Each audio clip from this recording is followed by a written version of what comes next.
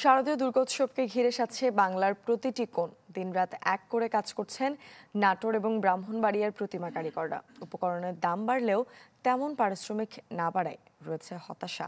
এদিকে দুর্গাপূজা ঘিরে নিরাপত্তা নিশ্চিতে প্রস্তুত আইন শৃঙ্খলা বাহিনী।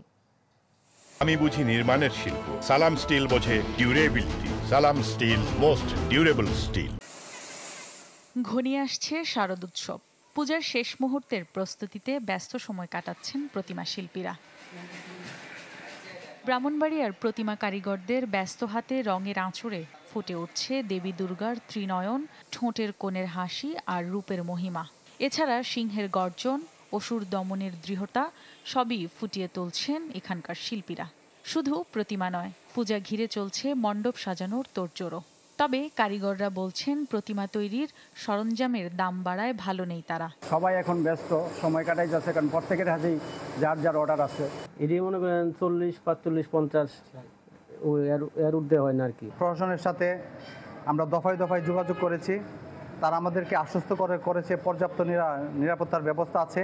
জেলা প্রশাসক জানান, পূজার সার্বিক নিরাপত্তায় প্রশাসনের পাশাপাশি যৌথ বাহিনী রয়েছে সতর্ক অবস্থানে। প্রত্যেকটা উপজেলার প্রতিটা মণ্ডপে সিসি ক্যামেরা থেকে শুরু করে প্রতিটা বাহিনী প্রত্যেকটা বিষয়ে, এই পূজা সংক্রান্ত প্রতিটা বিষয়ে তারা সতর্ক থাকবে।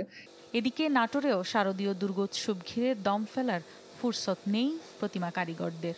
দেবী দুর্গার সাথে লক্ষ্মী, সরস্বতী, কার্তিক ও গণেশের প্রতিমা তৈরি শেষ পর্যায়ে। আমাদের এটা বংশ পরম্পরা কাজ, এই হিসাবে চালিয়ে নিচ্ছি। জিনিসপত্রের দাম খুবই বেশি। আমি এখানে সারা বছরই কাজ করি।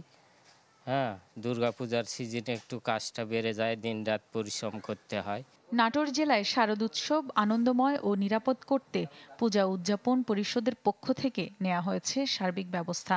আমরা স্বেচ্ছাসেবক দল গঠন করেছি, যারা পালাক্রমে ডিউটি করবে। 24 ঘন্টায় কোনো একটি মুহূর্তও আমাদের প্রতিনিধিদের অনুপস্থিতি থাকবে না। উদ্ভূত পরিস্থিতিতে তারা যেন আমাদের সাথে সার্বক্ষণিক যোগাযোগ রাখতে পারে, আমরা কন্ট্রোল রুম স্থাপন করে দিব। আমাদের ইউনোরাও তাদের সাথে বসে আলাদাভাবে এটা সভা করে আইনশৃঙ্খলা পরিস্থিতি স্বাভাবিক রাখার জন্য বিষয়টি নিশ্চিত করবে।